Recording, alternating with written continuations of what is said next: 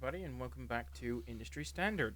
This week we'll be talking about the 2018 film Sorry to Bother You, a surreal comedy directed by newcomer Boots Riley and starring Lakeith Stanfield, Tessa Thompson, Stephen Yeun, and Armie Hammer. Sorry to Bother You tells the story of Cassius Green and his rise through the corporate world as he battles to find a meaning to his life. Let's just jump right into everyone's overall feeling about this film. Chris, how about you start us off? Yeah, I thought it was a good film. Take consideration that it was Boots Riley's first venture into filmmaking, as far as I know. And it was adventurous, it was quirky, it was at times sloppy and a little over the top, but I enjoyed it. I thought it was a good take on the standard film of people trying to better themselves in life by selling out and then learning from their mistakes. It's fine, that's perfect, Chris. Nathan, how about you? So yeah, I've seen this film twice. This is my second time seeing it. I saw it about a year ago, just as the pandemic started, and I really liked it the first time I saw it. Although looking back, I can't really tell you why I liked it, because this time when I watched it again, I hated it. I had to watch it in two different chunks. I started it in the afternoon, and I had to go back to it later that evening because I just got so frustrated with the film. Okay. What I thought of it, really, I like, it's not a bad film. It's just really weird. It's one of the weirdest films I've ever seen. And it just kept going weirder and weirder as the film went on. But it held my attention. Like, it didn't, I wasn't looking at my phone during the film. I wasn't getting distracted or anything. Like, it kept my attention the entire way through. And I suppose that considers it being good. Yeah, so the weirdness wasn't something that I had an issue with, because I understand it's a surrealist film, like you said in the introduction. No, it's not an issue. It's just something you should point out. Oh yeah, so I understand all that. My problem was more with structure and the themes of the film. I always kind of felt even if something was weird, there was still a point or a meaning to take from it. Like, it wasn't just weird for being weird. There was purpose for that being there, or there was a reasoning behind the director's decision to include that, rather than just a style of trying to be weird or just trying to be quirky. I think everything just had a point to it, even if the point was over the top or a little ludicrous. It still kind of felt part of the film. And there was like subliminal messaging going on through the film where they were all like the protesters, I suppose you could call them, like the left eye protesters. And then, the big guy with the eye patch on his face. I don't like They blurred out his name, but I just referred. They don't say his name. Yeah, they blurred out his name. But I just referred to him as Mr. Right Eye because he had the eye patch over his left eye. It was a way to let you know that this guy is not a good guy, that he's against the protesters. And it was good touch. I only noticed that on my second watching as well, which is strange. It's definitely something you should watch twice anyway, just to sink in.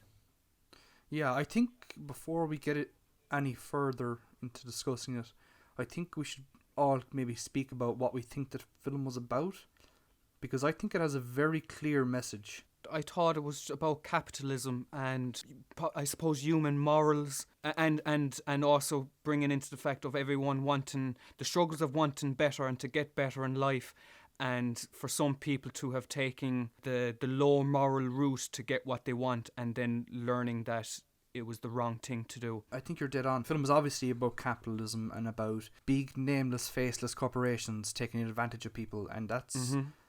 After about 15 minutes of the film, I understood that, but they just kept hammering it. Yeah. And we'll get obviously a bit more into this when we're talking about the actual story itself, but that's where a lot of my issues came in, where I understood the themes, I knew it was going for, but then the film continued on for another hour. Yeah. Well, if you're talking about like the message in the film, it gave me that feeling where you kind of just have to know what you want in that instance. Like you said, morals, what do you care about? Do you care about making it big or the people in your life? You know what I mean? Those moral standpoints. That's what I gathered from it anyway. Yeah, it's the trappings of capitalism. And then the temptations, what they're going to say, what they're going to offer you. He was offered more and more money the more he kept taking the other side instead of following his morals, which I thought was interesting. And it's just strange that it took them turning people into horse people that where he just drew the line.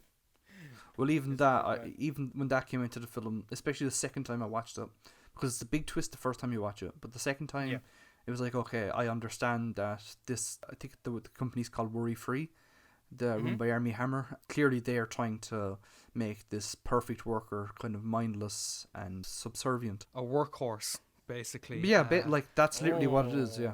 Yeah, That's well, good. but just, That's good. just nothing but labor. Labor is always, it's been brought up a lot. Even when Tessa Thompson's character, Detroit, is talking about Africa and capitalism there. Do you remember what she was saying about Africa? She was basically saying how it'd been pillaged by Western countries. Mm-hmm. Yeah. So like a lot of the actual message of the film I agree with, but there is a line where it's like, okay, this is too much. You've made your point. Present a solution in the film, or stop talking about it because it's getting annoying. It seems like the film's answer to that was live in the moment and don't worry about it. Yeah, which isn't which isn't an answer to the problem. No, it's not. Yeah, it definitely, I felt the movie probably ran 20 minutes too long. As Nathan said, it's repeatedly beat into you about what the film is about, kind of a thing. That's to say I was bored or frustrated with the movie because, as I said, I liked it, but take into consideration this is Booth's first go at it, and he'll probably look at this film now, kind of learn his own mistakes of... Maybe, I don't know, I'd like to think that he could kind of look back at it and kind of say he doesn't need to take that approach with his audience. Could you say that this film, in a way, is condescending itself by saying, don't worry about it? There's a part in the film where, when he tries to, completely out it by showing everybody the film, or the video, there's a part where your man from The Walking Dead, I can't remember his name. Stephen Yeun. Stephen Yeun, where he's saying that if you show people a problem that they can't control, they'll just accept the problem. And instead of finding an answer for that situation, they just say, don't worry about it. Yeah, you also got, when Lakeith brings it to the attention of society of what the company is really doing behind closed doors, all it done was grow the popularity of the company. But it's true to life that there's no such thing as bad publicity. Publicity is publicity, and people will just believe what they want to believe. Yeah, the film has a lot of truth. Like, for example, we've known for years that, for example, Apple have been using child labour to produce their products. Mm-hmm. We should probably move on to the story in a second, but I got it. After 5 minutes of the film, I understood it. I just didn't understand what point the film was trying to prove. Before the show started, that one of the issues I had was, and I couldn't quite put my finger on it, was the editing. And maybe it was an editing choice that maybe the editor could have done something there to really bring the story back by 15-20 minutes and just kind of kept it a little bit more pacey, maybe a little less condescending. I don't know. Maybe I just... Well, my guess would be that this film only had a 3.8 million budget, which, when I take that into consideration in terms of production design, that's impressive. But with having such a small budget, my guess would be that Boots Riley, the director, probably had a large amount of creative control over how the film was cut. That would be my guess. I obviously don't know for sure. That would be, and it would make my guess. It would make sense because this is his first stab of a satire fantasy, is what I'm calling it, and I would like for him to maybe for the apple to drop and kind of say, okay, that I won't do that structure again going forward because the audience isn't that stupid. They get it. Yeah, about 40 minutes into the film, I started feeling as though I was being treated like an idiot. Mm-hmm. When I was like, no, I get what you're saying. I just don't know why you're saying it, or do you have something to add to the conversation? Which, in my opinion, ultimately the film really didn't. Do you remember what scene it was? My guess would be was the first scene where Lakeith Stanfield crossed the picket line into the building, and everyone was calling him a traitor. And I know he had a conversation with Tessa Thompson later in the film, and she was like, "You're a traitor," and I was like, "Gee, you've said this now 3 times. I understand that people don't agree with his decision." You could see where it was going. Yeah. But I suppose in that sense, you'd have to see it from a point of view, a character point of view, really, because obviously Tessa Thompson's character being who she is, she's going to give him crap for his decision. And then when he shows up in that crowd, of course they are all going to give him crap for his decision in knowing him as well. Yeah, but they already knew he was going to do that. Like he had told him in the night previous that he had got promotion. Yeah, but there's a difference in scenario there where they're all like bashing him, throwing crap at him. Sorry, I'm trying to watch. Well, that's later on in the film, but yeah, I know, I understand what you're saying. Yeah. But I guess that's Booth's attempt to just try and get the audience to feel understanding and empathy towards Lakeith's character, because that's it. I did think it did a good job of making Lakeith's character relatable, or at least to understand his decisions. That anyone who struggles wants to cross that picket line and grab the things that they never had and stuff like that. So I get, but it was just as you've already said, it was kind of condescending at times. Since you brought up the editing, there was one edit that I thought that was very weird, and what's the word? It took me out of the film, going like, okay, that was strange. Is when it was his first day on the calls, and then he looks to his left and goes, "Are you gonna shove all those fries in your mouth?" And then they cut to the nightclub. Yeah, it was. I don't know. Yeah, I know. Myself and Chris were talking about that before we started as well, and I know he didn't like it as well. Yeah, the editing was. I didn't have a problem with the editing of this film. I liked it. I thought that was a smart cut, and that was obviously not. That wasn't an editing decision. That was a story and structure decision. Speaking of story and structure decision, I gotta say I really liked how we get brought from the opening dialogue of sitting in his office space, starting a conversation with someone on the phone, and we transition into him being very up close and personal with the client that he's speaking of. I liked it. I really liked how they were at times creative with that kind of an aspect. They're so creative about how they use production design to transition from location and between scenes. The first thing that comes to mind is when he's kind of moving up the ranks and he's getting a bit more money in his pocket. We transition from the garage basement into like to a nice apartment, and you see. Definitely. Oh yeah, that was very good. How like everything kind of just folds into itself. Yeah, it's good. Life is upgrading, and we actually get to see the upgrade process, which was clever. Mm-hmm. What I thought that was very interesting while that was changing, is where like the two characters, Lakeith and Tessa's character, was like separating as the more it went on, and when it's finished, they're both on separate ends of the bed. I thought, was a nice touch. But I also like the costume design a lot, especially with Tessa Thompson's character, because if you look at her earrings, it kind of tells you what's going to happen. It kind of tells you what's going to happen in the scene that she's in. Where I know one of them says you're about to get into a fight or something like that, and herself and Lakeith Stanfield get into a fight a couple of minutes later. Yeah. So I think stuff like that was really creative. The suits that Lakeith Stanfield wears, I think, are very colourful and creative and draw your eye. Especially, what do they call the is the high collars? Is that what they call them in the film? No, the power collars. The power collars. Especially, all the stuff that the power collar wears. Especially, what did you call him, Jamie? Mr. Right Eye? Mr. Right Eye, yeah, because he's got the eye patch over his left. His costumes are just eye-catching and some of the better aspects of the film.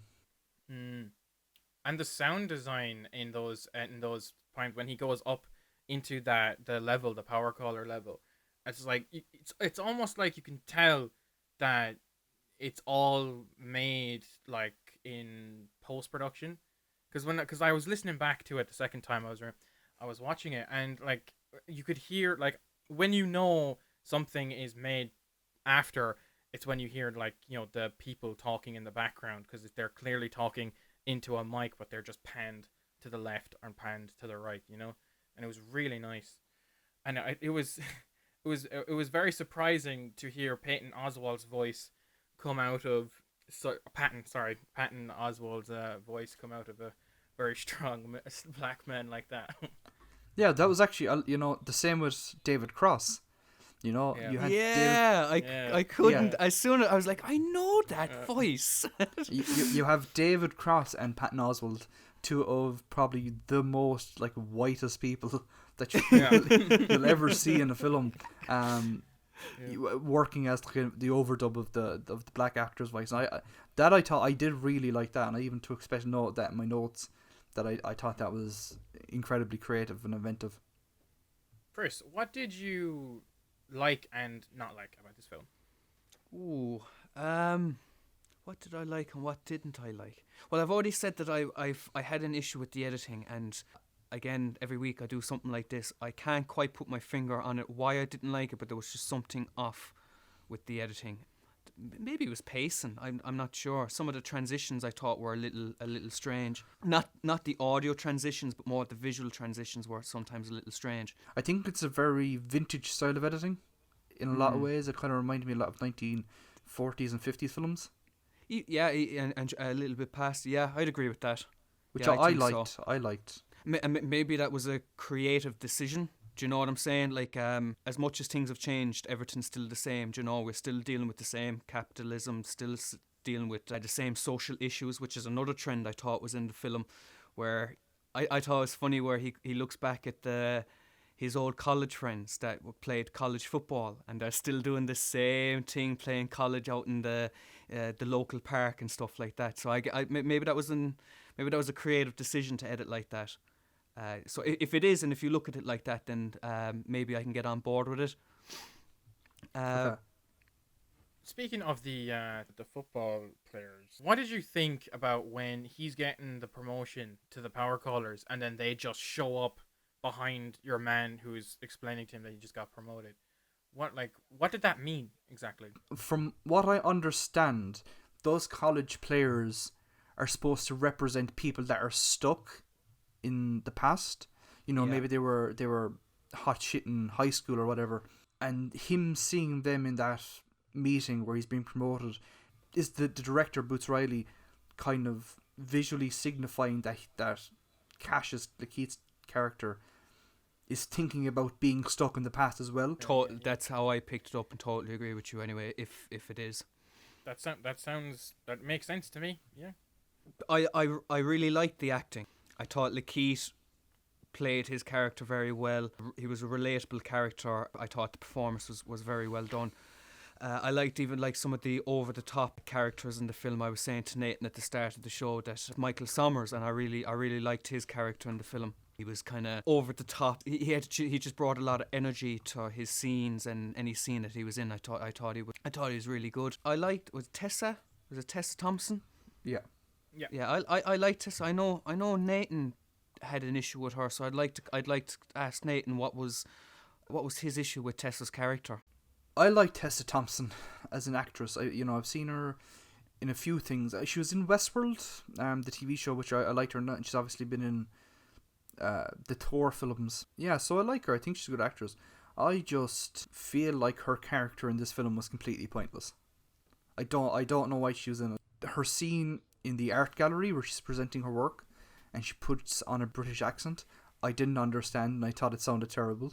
I just feel like she was a completely pointless character and she didn't have anything to do, and her acting for a lot of it was pretty stale. It was probably just an extra thing for Lakeith to lose. Do you know? I know it was another thing for Keith to lose in his life for making the wrong moral decisions.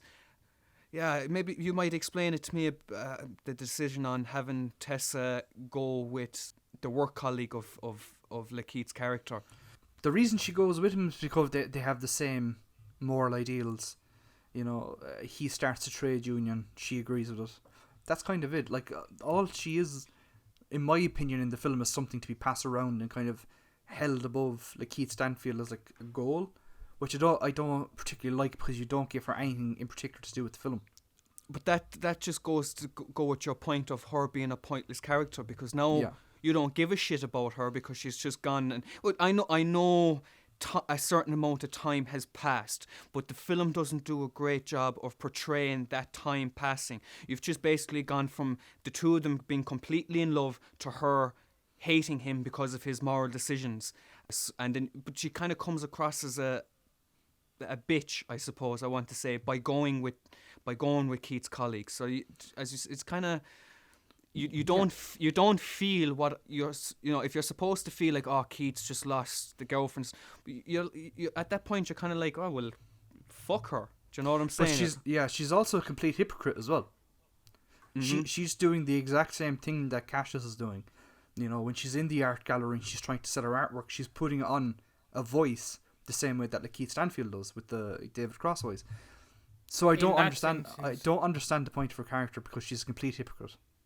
What I got from that is she knows that she's putting on a voice in order to get people's attention in her line of work, but she clearly hates that she has to do that because it wouldn't make sense, because if she didn't care about her putting on a voice, then why would she care about Cassius putting on a voice to get everybody's attention as well? It's something that she hates that she has to do, and now it's something that she hates about who she's with. You know what I mean? So that's kind of what I got from it. She's kind of resenting that about herself, and then projecting that onto Cassius. Yeah, I fully understand and I get that, but there's no, like, what's the point? You don't, like, they don't do anything with it. I guess it's to as you were saying there, it's just to have a character who's a hypocrite, which is something that probably people deal in life with. People will put you down for making what is considered immoral decisions to get further in life when they will do the exact same thing in their position. So I don't know, maybe there's a couple of ways to look at it. He's like the way Cassius, the character, looks at it when he gets caught by the mob, or their, however you want to call that group, outside the trade building. union. The trade union, whatever. When the first time he comes up to go upstairs to the power caller room, he explains it in a way that he's only doing it so he can save his uncle's house, so they can still live there. And then it obviously turns into more than that as the film goes on. Yeah, but, it's corporate greed and the trappings that it holds over people. I mean, Yeah. that's what the film is about. Like, May I just add there, since you said it, I have much love for any movie that has Terry Crews in it. I'm sorry, I have a huge man crush on the man. I just think I just always get a laugh out of him. I think he's brilliant. Ever since Brooklyn Nine-Nine, and I just started loving that show forever, Terry Crews has just been like fucking God among men to me. I think Terry has been in front of me since I was a teenager. He's been in movies for a very long time. And TV shows for a very long time, and I've just yeah. So as soon as I seen it, I was like, that's another tick in the box for me for a positive for the film. What about yourself, Ian? No, I same as you. I love Terry Crews. I'm always happy to see him turn up in films, especially after what happened to him a few years ago. That another thing I meant to bring up as well. Did you know that was Forrest Whitaker? I was gonna ask you because I couldn't remember his name at the horse guy at the very end. Yeah, When Lakeith gets busted out of the police wagon by the horseman, the one that talks to him is Forrest Whitaker. Yeah. And I was like, I know that voice. And then when I had a look at the cast, I was like, it was Forrest Whitaker. That's who it was. Well, since we're talking about secondary characters, can one of you please explain to me what the point of having Danny Glover in this film was? Yeah, that was a I'm big not joking. issue with me. I really like Danny Glover, and I again, same. I love Danny Glover. I love to see him turning up and stuff. But what the fuck is the point of his character in this film? Because he has one scene where he does something, he has another scene where he's in a bar, and he has one final scene where he shakes his head. Star power. That's all it was. Well, no, I kind of thought it was to do with it would be Lakeith's character's life if he doesn't take the higher position. Because he teaches Lakeith how to do his white voice, which gets him to the top floor where he needs to be. And that's the way I picked it up. It was like that is your future if you don't choose. That you'll be stuck down here, even though that you have the abilities to go up above.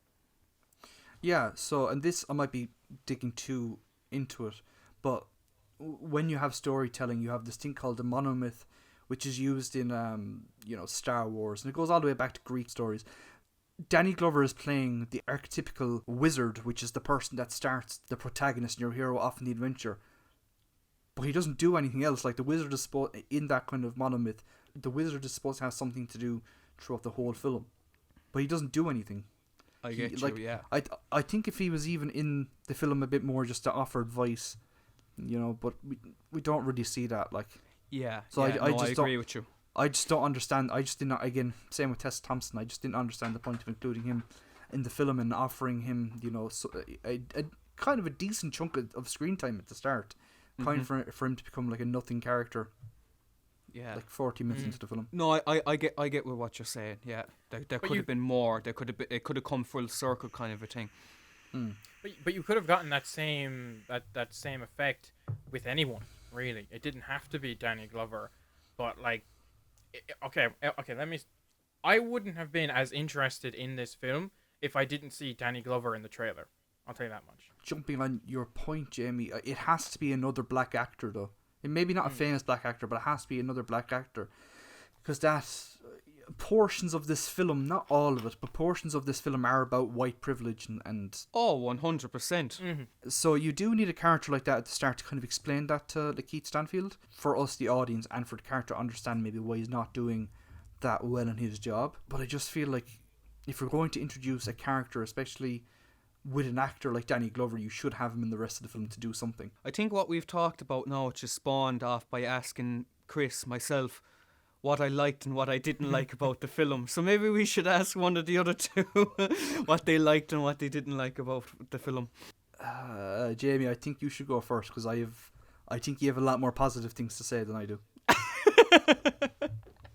I have a list, like, so I think you go first.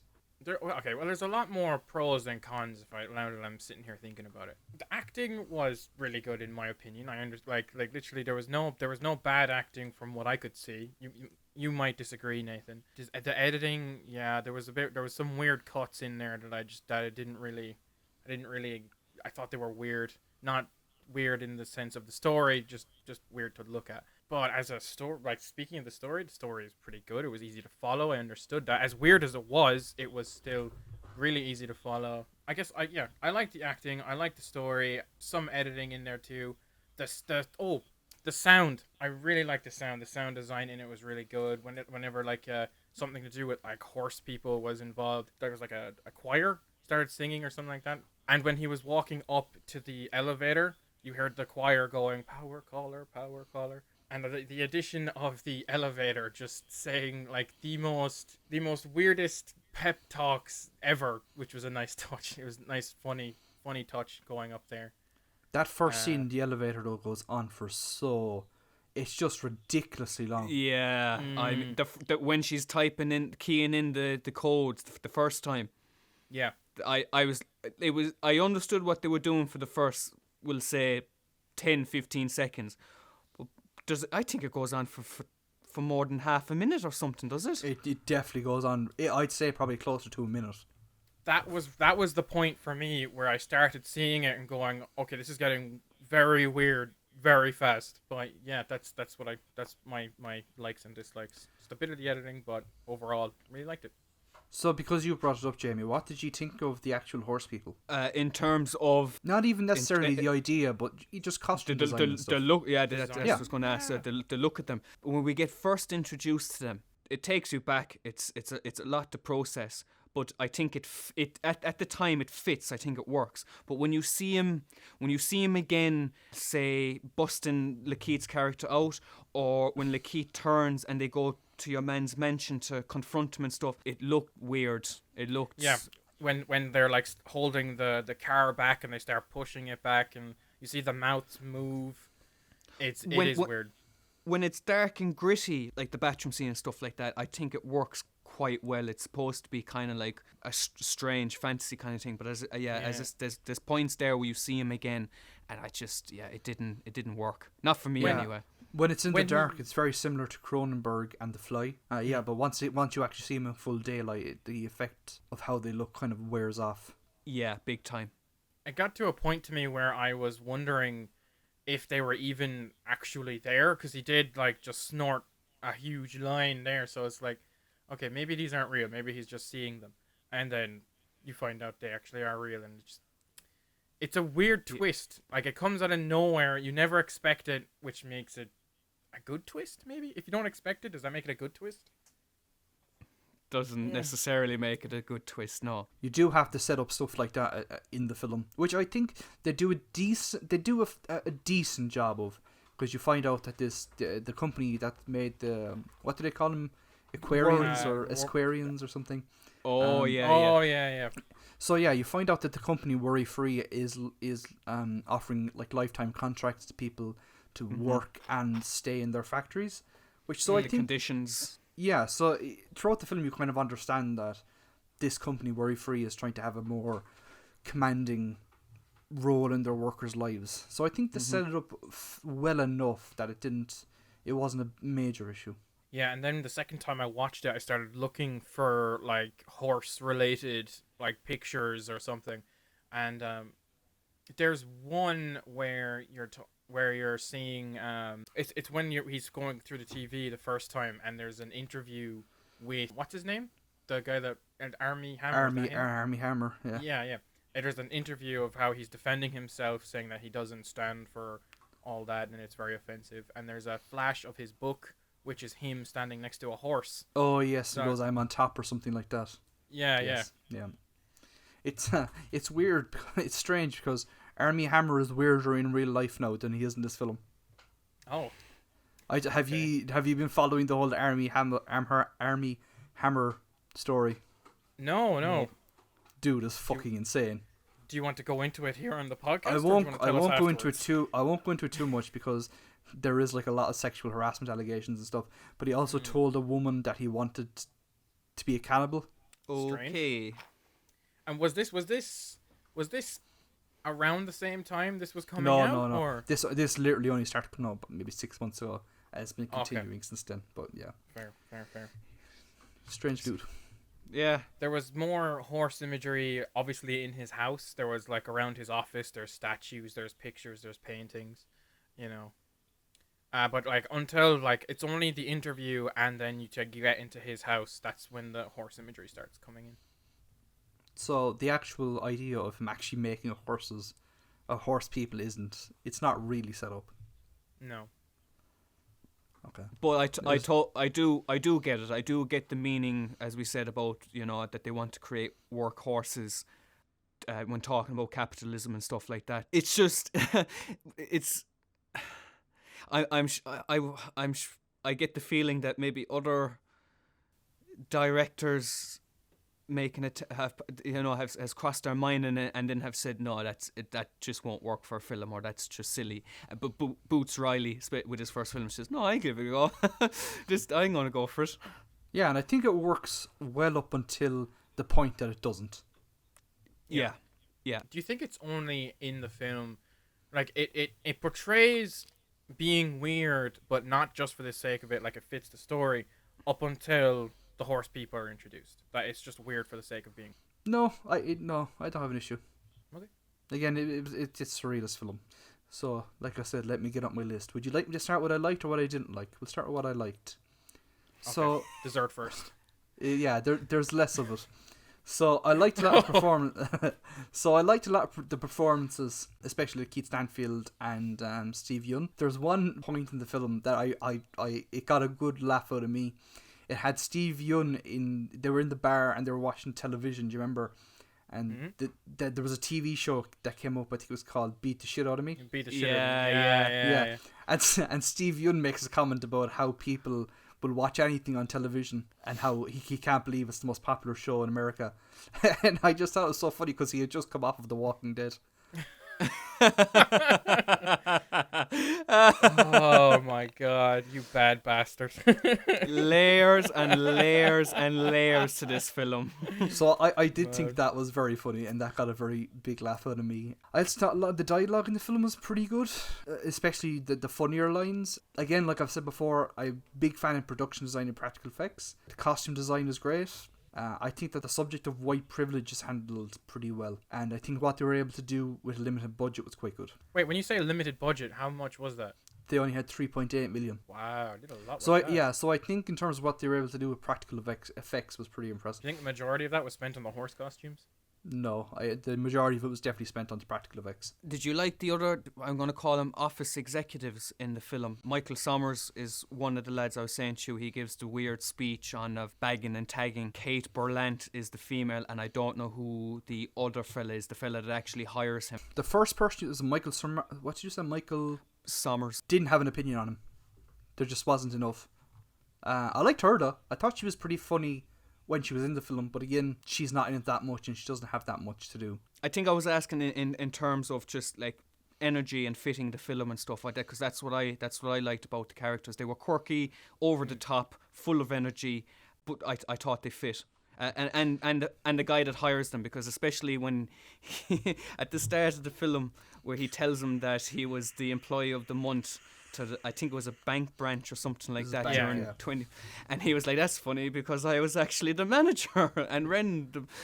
But he was like, do you know what that shows me? Initiative. I liked them. I thought they were good. Yeah, they definitely stuck out for me in that sense. Like the Michael Sommer specifically, when he was like, when he came out of the room when they started protesting, and goes, fuck you, and fuck you. It's like, So yeah, to answer your question, I thought that a lot of the casting in the film was spot on. So shall we get into what I didn't like? Sure, if that's all that you liked about the film. Go ahead. I really can't think of it. Oh, do you know what? I will say this. A lot of the background gags. There's like some stuff in the background. Like there's a printer exploding in one of the first scenes. Yes. With paper all over the place. Yeah. So a lot of the background like gags and comedy I quite enjoyed.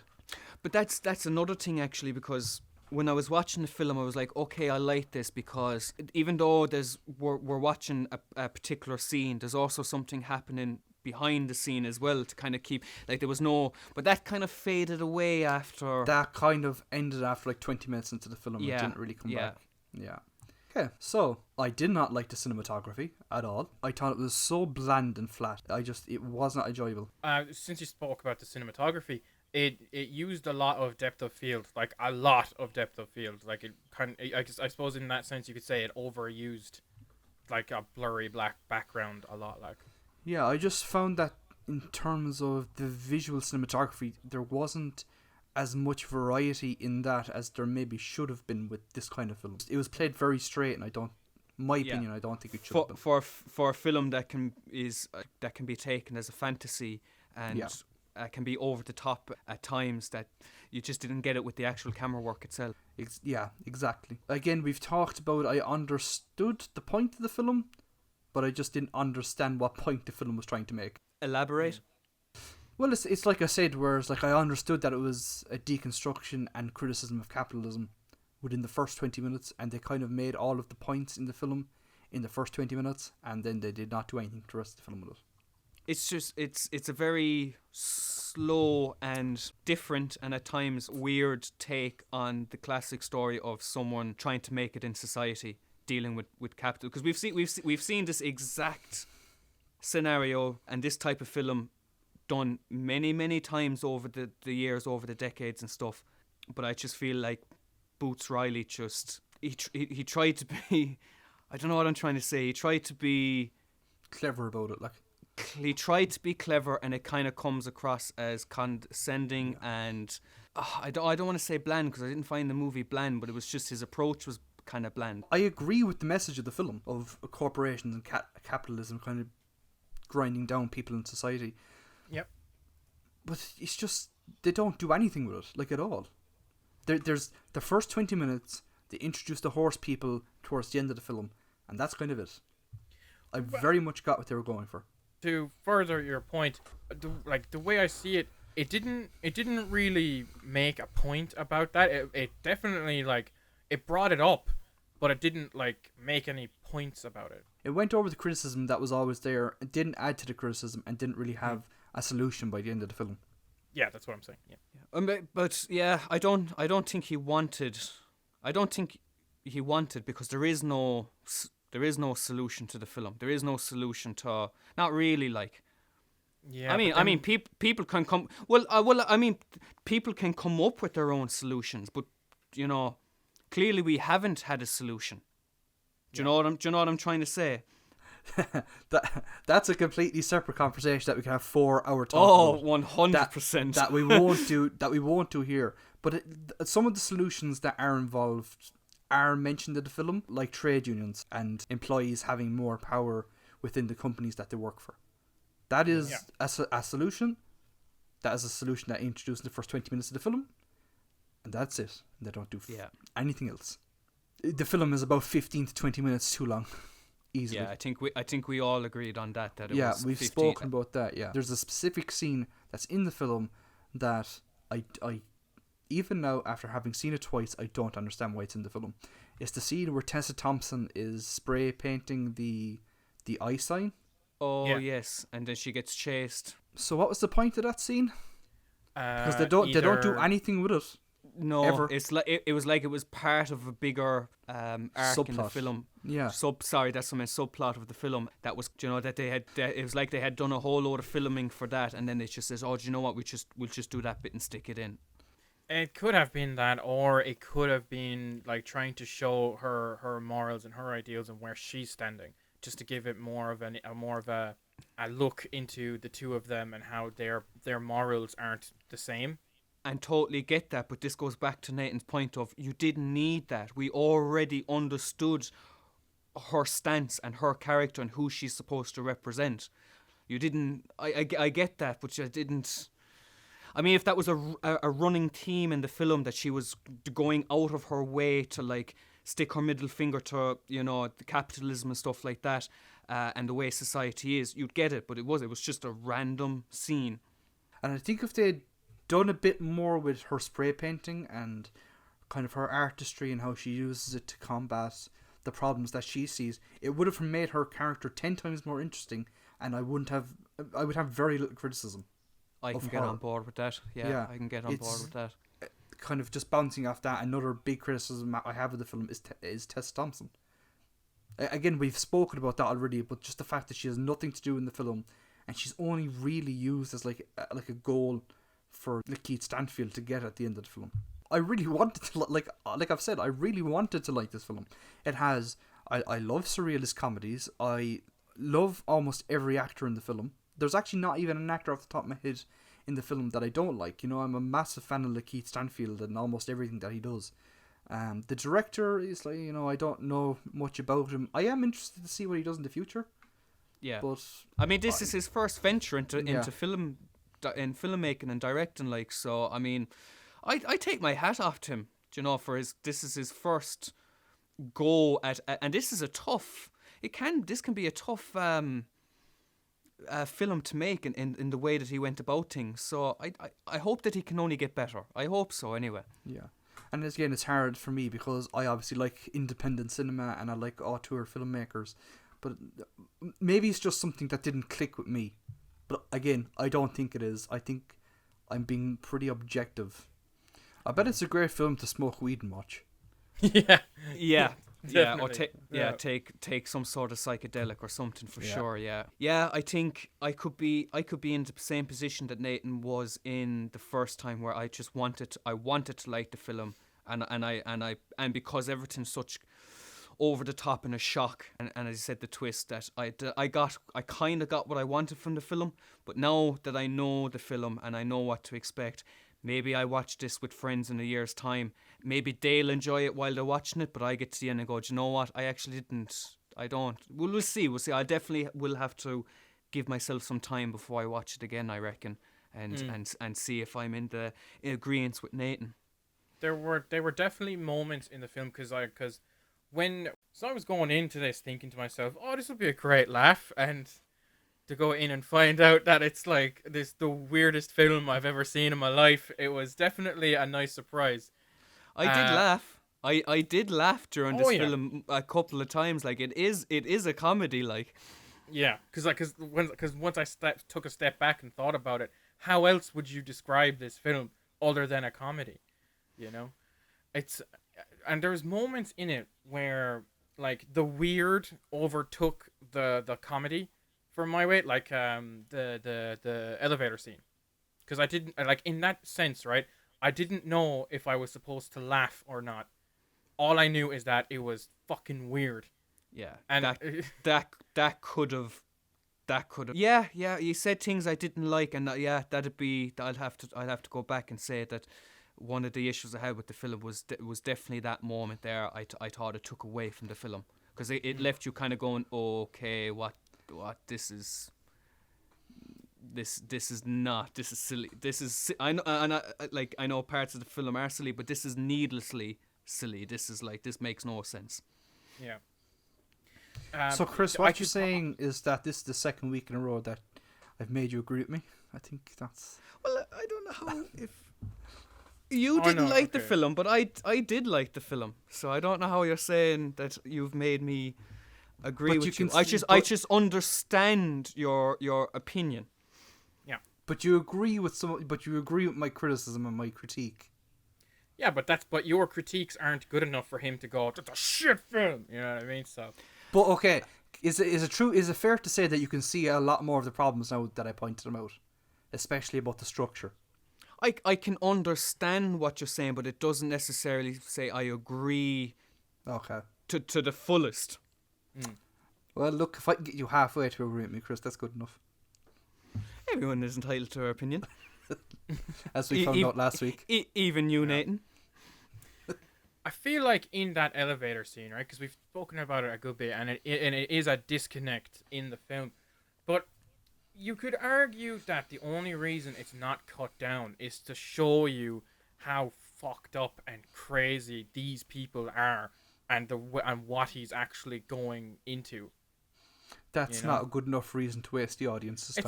It's not a good reason, but that's probably what he was trying to portray in that scene. You know? I don't know. I don't think they're crazy. They're very protective over what they're doing on the top level. Protective, protective. All right. Like everything's hush hush. Everything from bottom to top floor has we'll say puppet, like a face man. Someone that controls but isn't the person that's actually in control.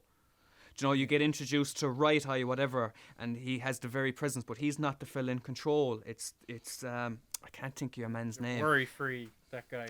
Yeah. He's in. Everton has like layers of puppets. But in that context, then they still blur out Right Eye's name. Then, because even in like when they're in the group and it's been shown that this guy is above this guy. So, like, maybe it's more of a synergy type deal where they're both working for different companies. Them bleeping out his name is purely for comedy's sake.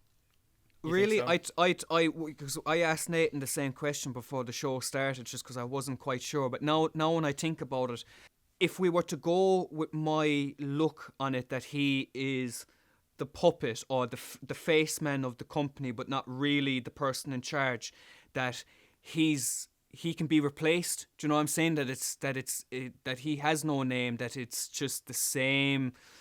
That you can get anyone to fill that position. He's not important. Do you know what I'm saying? Do you know what, Chris? The more that you're talking, the more you're actually pointing out more criticisms that I have about the film that I haven't even talked about. Bring it on. Why did we never see the owner of the company? Why is the bad guy in the company an employee? That seems to fly in the face of what the film is trying to say. Yeah. Sorry, say that again to me now. So the film. Well, your man is the owner of the company. He's not the owner of the company. But he's there. Is he not in the news when they say that worry-free stocks have soared or whatever, and he's sitting there going, yes. No. So Army Hammer's. Yeah. So Army Hammer is the owner. But yeah. Sorry. I thought that's who you're on about. No. So the Right Eye guy. He's obviously. Yeah. So why don't we ever see like the owner of Lakeith Stanfield's company? Because a lot of the film is about employees taking ownership of a company and getting more of a say in the running of it. Should we not have seen the owner of his company? Yeah, of Regal View, that one. Of Regal, it's that Regal View. Yeah, it seems like we should for them to make the point of the film of saying employees, stand up, seize the power, or whatever. It does feel as though we should have seen who the employer of Lakeith Stanfield is. And that's just an opinion I'm throwing out there. But for me, thinking about it now, it definitely feels like we should have known who was pulling the strings on the Regal View side. Yeah, I get you now. Sorry, I was getting confused there between your man's company and the one that they were actually working for. Nathan, is there an actual point of the film where Right Eye isn't actually outed as the owner of the company? They never say it, but I don't. From the context of the film, I don't think he is. Okay. He refers to your man as his. Does he refer him as his client? Yes. Does he say we're going to a client's party? Yeah. Yeah, he never. Yeah. He never says he's the boss, and from everything in the film, I don't think he is. And it's weird because, like, it's obvious that they have a relationship, right? Right Eye and Army Hammer's character, that they know each other, to have a relationship. So why would he not be invited to said party? You know what I mean? Like, Who, the Right Eye guy? yeah, because they're right. Because they, like, the two of them, they know each other. They have a nice relationship. Or Well, they whatever. don't have a nice relationship. The Right Eye guy is subservient to Army Hammer's character. Okay, right. He So you think he's just he kissing ass works to make money? he works Yeah, in yeah, conjunction with him. Yeah.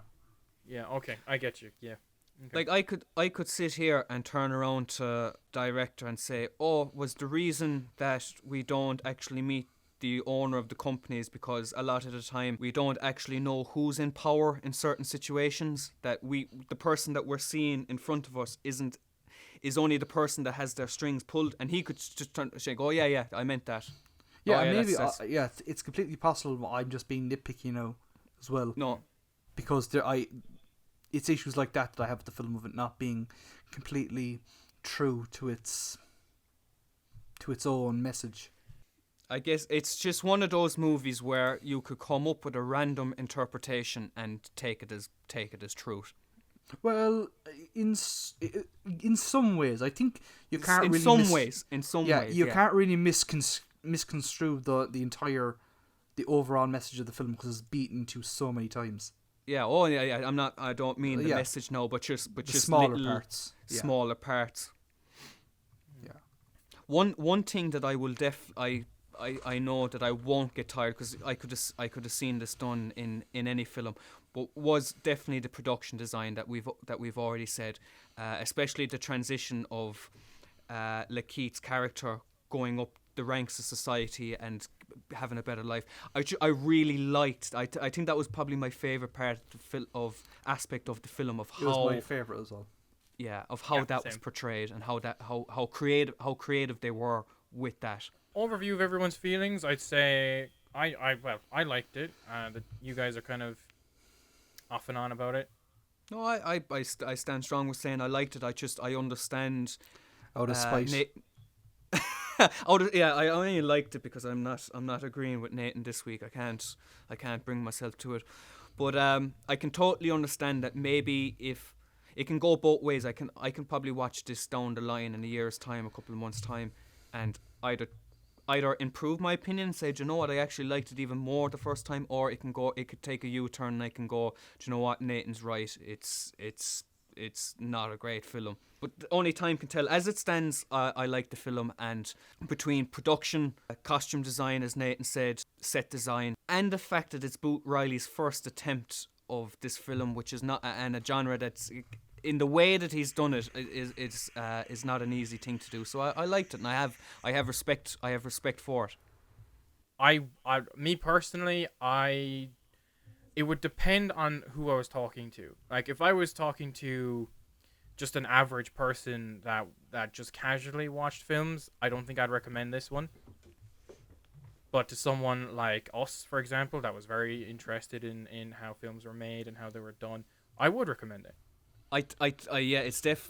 It's either this film is going to just do so many things. It's going to go over the heads of some people. Some people aren't going to appreciate some of the stuff that we definitely appreciated. Transition-wise, costumes, production, stuff like that. Some people are going to absolutely love it. As Nathan says, some people are going to take a hit from a vape or some sort of psychedelic and think it's the greatest film that they've ever seen. Do you know, I think there's you won't know who to recommend this film to. But some people are going to like it, some people are going to hate it, and then there's going to be people in. But Okay. what do you think, Nathan? It's a tough one, for sure.